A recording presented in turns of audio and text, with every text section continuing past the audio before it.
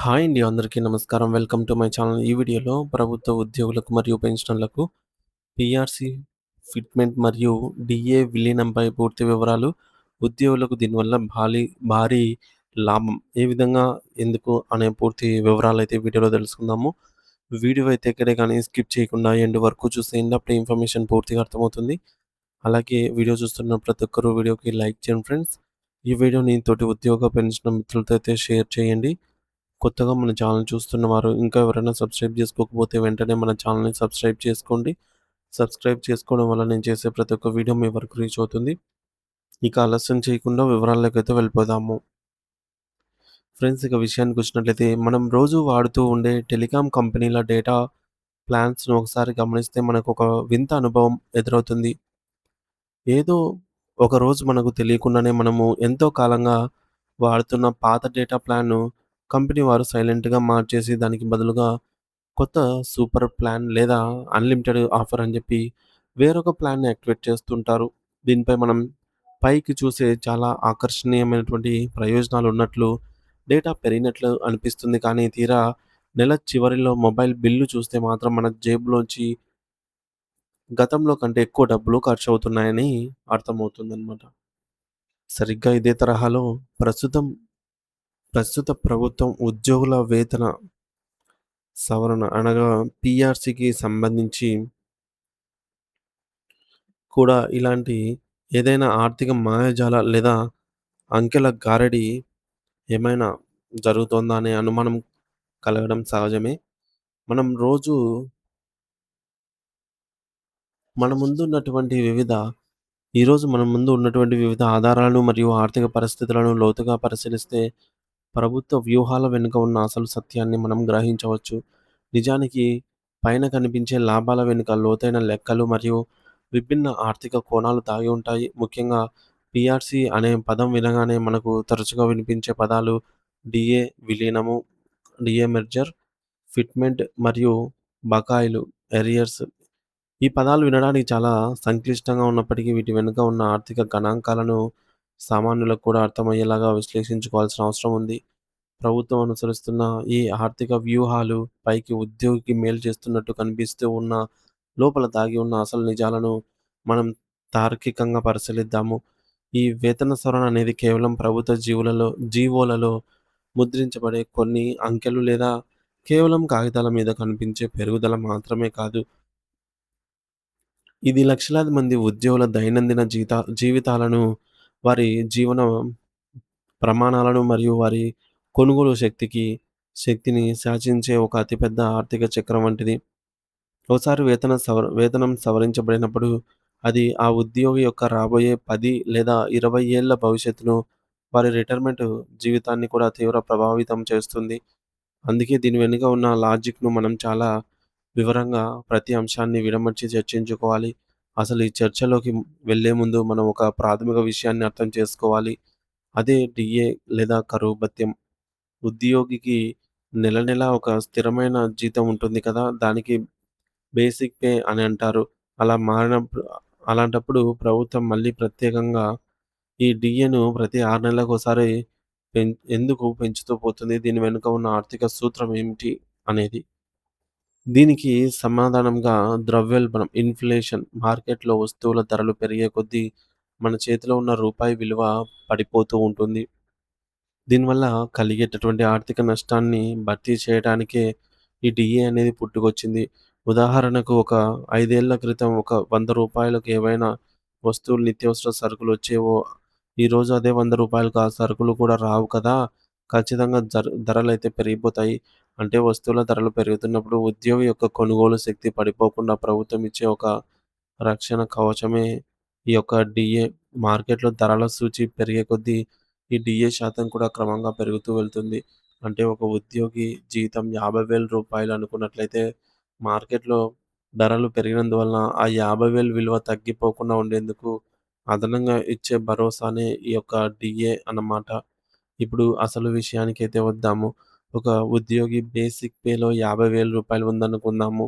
Basic pay అనేది. దానికి గత కొన్నేళ్లుగా ప్రభుత్వం ఇవ్వాల్సిన 5 విడతల డీఏ బకాయిలు పెండింగ్‌లో ఉన్నాయనుకుందాము. ఆ 5 విడతలు కలిపి ఒక 20% అనుకుంటే లెక్క ప్రకారం అది రూ. 10,000 అవుతుంది. ఇక్కడే ప్రభుత్వం ఒక నిర్ణయం తీసుకొని రూ. 10,000 డీఏను బేసిక్ పేలో మెర్జ్ చేస్తున్నట్లు ప్రకటిస్తుంది. అసలు ఈ విలీనం చేయాల్సిన అవసరం ఏమిటి? ఆ 10,000 విడిగా ఇచ్చేస్తే సరిపోతుంది కదా! అని మీకు అనిపించవచ్చు. కానీ ఇక్కడే అసలు రహస్యం ఉంది. డీఏ అనేది తాత్కాలికంగా ఇచ్చే భత్యం. అది ఎప్పుడైనా మారవచ్చు. కానీ పీఆర్సీ సమయంలో ప్రభుత్వం ఒక కొత్త ఆర్థిక పునాదిని నిర్మించాలనుకుంటుంది. ఆ 50,000 పాత బేసిక్ పేకి ఈ 10,000 డీఏను శాశ్వతంగా కలిపేయడం వల్ల ఆ ఉద్యోగి కొత్త బేసిక్ పే ఆటోమేటిక్‌గా రూ. 60,000 అవుతుంది. దీన్నే బేసిక్ పే కన్సాలిడేషన్ లేదా ఏకీకృతం చేయడం అని అంటారు.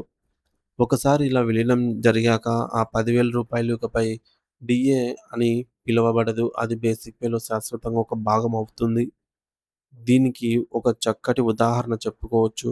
పాత బేసిక్ పే అయిన 50,000 అనేది ఒక ఇంటి పునాది అనుకున్నట్లయితే, ద్రవ్యోల్బణం నుంచి రక్షించుకోవటానికి ఆ పునాదిపై కట్టిన ఒక చిన్న గది ఈ 10,000 డీఏ. ఇప్పుడు ప్రభుత్వం ఏం చేస్తుందంటే, ఆ గదిని కూడా మెయిన్ ఇంట్లో కలిపేసి, ఆ ఇంటి పునాది విస్తీర్ణాన్ని 60,000కు పెంచుతుంది.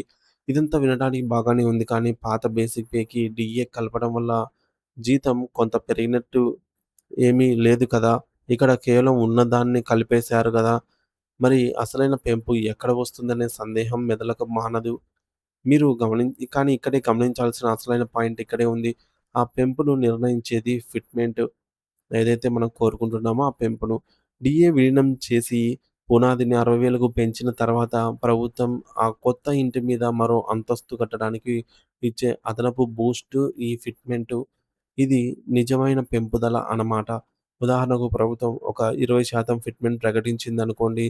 ఈ 20% పాత 50,000 మీద లెక్కించరు. విలీనమైన తర్వాత కొత్త బేసిక్ పే అంటే రూ. 60,000 మీద లెక్కిస్తారు. అంటే ఇందులో ఒక 20% రూ. 12,000 60,000కు రూ. 12,000 ఫిట్‌మెంట్‌ను కలుపుతారు. అప్పుడు అంతిమంగా తుది బేసిక్ పే అనేది రూ. 72,000కు చేరుకుంటుంది. పాత బేసిక్ పే 50,000 నుంచి 72,000కు పెరగడం అంటే ఏకంగా రూ. 22,000 భారీ పెరుగుదలన్నమాట. మరి పేపర్ మీద చూస్తే ఈ లెక్క అద్భుతంగా సంబరాలు చేసుకునేలాగే ఉంది కదా! కానీ వాస్తవంలో పరిస్థితి భిన్నంగా ఉంటుంది. ఈ వేతన సవరణ జరిగిన ప్రతిసారి ఉద్యోగులు వీధుల్లోకొచ్చి నిరసనలు తెలపడం మనం చూస్తూనే ఉంటాం. పేపర్ మీద ఉన్న ఈ భారీ లాభం వాళ్ళ బ్యాంకు ఖాతాల్లో ఎందుకు కనిపించడం లేదు? ఆ మిస్సింగ్ ఎలిమెంట్స్ పేరే అరియర్స్ లేదా బకాయిలు. అరియర్స్ అంటే రావాల్సిన పాత డబ్బు. ఇందాక మనం మాట్లాడుకున్నప్పుడు ఆ 5 విడతల డీఏ రూ. 10,000 ఏదైతే ఉందో అది ప్రభుత్వం ఈరోజు ప్రకటించి రేపిచ్చేది కాదు. గత 2 ఏళ్లుగా ఉద్యోగులకు ఇవ్వకుండా ఆపి ఉంచిన మొత్తం అది. ఉదాహరణకు గత 24 నెలలుగా ఆ డీఏను ఉద్యోగులకు చెల్లించలేదు అనుకుంటే నెలకు 10,000 చొప్పున 24 నెలలకు ఏకంగా రూ. 2,40,000 అవుతుంది. ఇది ఒక ఉద్యోగికి ప్రభుత్వం ఇవ్వాల్సిన బాకీ. ఈ 2,50,000 ఆ ఉద్యోగి చేతికి రావాల్సిన హక్కు. సాధారణంగా అయితే రూ. 2,40,000 ఒకేసారి క్యాష్ రూపంలో ఉద్యోగి బ్యాంకు ఖాతాలో జమ చేయాలి. కానీ వాస్తవంలో ప్రభుత్వాల ఆర్థిక పరిస్థితి ఎప్పుడూ అంత సానుకూలంగా ఉండదు. సంక్షేమ పథకాలు, మౌలిక సదుపాయాల కల్పన లేదా బడ్జెట్ లోటు వంటి కారణాల వల్ల రాష్ట్ర ఖజానాలో ఒకేసారి వేలాది కోట్ల రూపాయల భారాన్ని మోసే శక్తి ఉండదు. అప్పుడు ప్రభుత్వం ఏం చేస్తుందంటే, ఈ బకాయిల నగదుగా ఈ బకాయిలను ఇవ్వకుండా ఒక జీవో ద్వారా నేరుగా కొత్త బేసిక్ పేలో విలీనం చేస్తుంది. అంటే మీ పాత బకాయిలన్నీ ఈ కొత్త పెంపులో కలిసిపోతాయి. ఇకపై నీకు జీతం పెంచిస్తున్నాను కదా! అని చెప్పేస్తుంది ప్రభుత్వం. ఇది ఉద్యోగులకు చాలా అన్యాయంగా అనిపిస్తుంది. ఎందుకంటే ఒక వ్యక్తి ఇంట్లో అత్యవసర పరిస్థితి ఉండి పిల్లల ఫీజులు కట్టుకోవాలన్నా లేదా వైద్య ఖర్చులకు కావాలన్నా ఆ 2,50,000 క్యాష్‌గా అయితే చేతిలో ఉంటే భరోసా వేరు. కానీ ప్రభుత్వం ఆ ప్రస్తుత బాకీని ఎగ్గొట్టి భవిష్యత్తులో పెరిగిన జీతం ఇస్తాననటం వారికి నిరాశకు గురి చేయడం జరుగుతుందనమాట. మరి తమ శ్రమకు పరిహారంగా రావాల్సిన డబ్బు రాకపోతే ఉద్యోగులు ఆందోళన చెందటం సహేతుకమే. ఇక్కడ బిహేవియరల్ ఎకనామిక్స్ ప్రకారంగా చూస్తే భవిష్యత్తులో అందే పెద్ద ప్రయోజనం కంటే ప్రస్తుతం చేతిలో ఉండే తక్షణ డబ్బుకే మనుషులు ఎక్కువ విలువనిస్తారు. ముఖ్యంగా మధ్యతరగతి కుటుంబాల ఆర్థిక ప్రణాళికలు చాలా టైట్‌గా ఉంటాయి. ఈఎంఐస్ అప్పులన్నీ ఈ బకాయిల మీద ఆశతోనే ప్లాన్ చేసుకుంటారు. 2,40,000 ఒకేసారి రావటం వల్ల వాళ్ళు మొత్తం ఫైనాన్షియల్ ప్లానింగ్ కుప్పకూలిపోతుంది. అందుకే కాగితం మీద జీతం 22,000 పెరిగినట్లు కనిపిస్తూ ఉన్న ఆ తక్షణ నష్టం వారిలో తీవ్ర అసంతృప్తిని రేకెత్తిస్తుంది. అంటే ఒక చేత్తో పెంపు ఇస్తూనే మరో చేత్తో గతంలో ఇవ్వాల్సిన పెద్ద మొత్తాన్ని లాగేసుకున్నట్లు వారికి అనిపిస్తుంది. అయితే ఇక్కడ మరో కోణం కూడా ఉంది. తక్షణమే చేతికి రావాల్సిన బకాయిలు కోల్పోయినా ఈ కొత్త బేసిక్ పే వ్యవస్థ వల్ల దీర్ఘకాలంలో కొన్ని ప్రయోజనాలుంటాయి. కొత్త బేసిక్ పే 72,000కు పెరగడం వల్ల వచ్చే మొదటి ప్రయోజనం హెచ్ఆర్ఏ. హెచ్ఆర్ఏను ఎప్పుడూ బేసిక్ పేపై ఒక శాతంగానే లెక్కిస్తారు. పాత పద్ధతిలో 50,000 మీద వచ్చే హెచ్ఆర్ఏ కంటే ఇప్పుడు 72,000 మీద వచ్చే హెచ్ఆర్ఏ చాలా ఎక్కువగా ఉంటుంది. ఇది ప్రతి నెలా జీతంలో లాభం కనిపించే లాభం ఇది. అలాగే ఒక ఉద్యోగి రిటైర్మెంట్ సమయానికి ఇది చాలా కీలకంగా మారుతుంది. రిటైర్ అయినప్పుడు అతని ఆఖరి బేసిక్ పే ఆధారంగానే పెన్షన్ మరియు గ్రాట్యుటీ లెక్కించబడతాయి. బేసిక్ పే పెరగడం వల్ల రిటైర్మెంట్ తర్వాత వారి ఆర్థిక భద్రత 100% మెరుగవుతుంది.